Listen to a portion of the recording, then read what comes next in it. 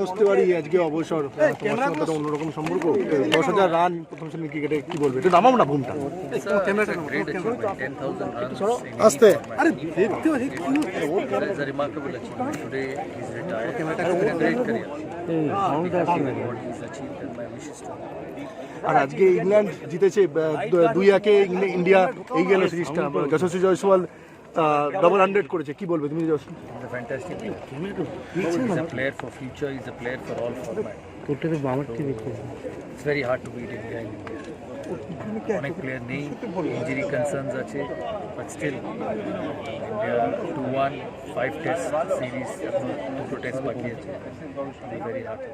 বাসবল নিয়ে যে কথা হচ্ছিল যে এত, সেই বাসবল আজকে এই অবস্থাটা ফলে ব্যাসবলের মতোই খেলেছে, but India were too good.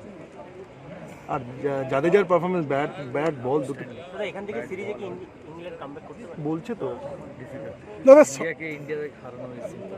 দাদা সরফরাজ খানকে নিয়ে কিছু বলো, মানে তোমার এতে ও যেভাবে প্রচুর রান করেছে ডোমেস্টিক ক্রিকেটে, সেখান থেকে ডেবিউ ম্যাচে ভালো খেলেছে। It's a long way to go, ইন্ডিয়ার বাইরে ভালো খেলতে হবে। But tremendous start to his career. Rajat Patidar বা যারা মানে ইয়ংস্টার, তাদের কি মনে হয় যে আর একটু সময় দেওয়া যায়? কেউ তো নেই, কোহলি নেই, রাহুল নেই, সবাই ইনজার্ড, কোহলি পার্সোনাল রিজনস নেই। It's an absolutely new team. Yashasvi কি সেনা কান্ট্রিতে গিয়েও মানে এই ফরম্যাটে সময় না letting adjust to various conditions. বোর্ডের তরফ থেকে ঘোষণা করা বোলিং নিয়ে কি বলবে? বোলিং বিশ্বকাপে ক্যাপ্টেন রোহিত শর্মাই থাকবে। আর কে থাকবে? এত ভালো ওয়ার্ল্ড কাপে ক্যাপ্টেন্সি করেছে।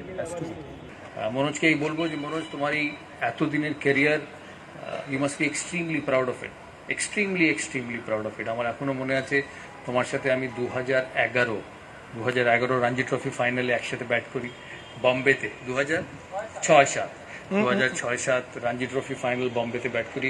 মনোজ 90 করেছিল, আমিও বোধহয় 90 করেছিলাম, দুজনে। I was towards the end of my career. So I saw a spark, I saw ability, I saw talent, I saw someone who could have played for India for a long time. But আবার যেটা বললাম, বহু player এরম হয়েছে যাদের ability, দক্ষতা ছিল ভারতের হয়ে খেলার, কিন্তু সুযোগ পায়নি। তোমার এই 20 বছরের ক্যারিয়ারে বাংলার হয়ে 10,000 run, it's a massive milestone. 10,000 run বাংলার হয়ে will always remain with you. Nobody can take it away. Nobody can take it away. Banglar cricket, you'll always be the shining light. You'll always be someone. যতদিন বাংলার cricket থাকবে, যতদিন Eden gardens থাকবে, যতদিন ছবি লাগবে বিভিন্ন দেওয়ালে, তোমার ছবি লাগবে প্রথম সারিতে। That's what you leave for Bengal.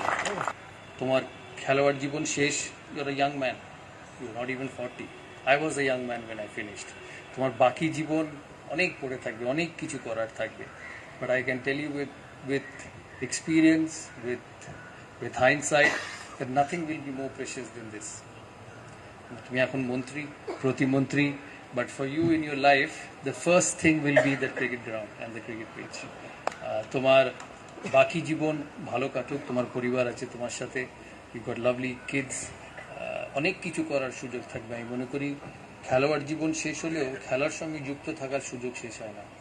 আশা করি বেঙ্গল ক্রিকেটের সঙ্গে যারা আছে তারা তোমাকে বেঙ্গল টিমের সঙ্গে যুক্ত রাখবে।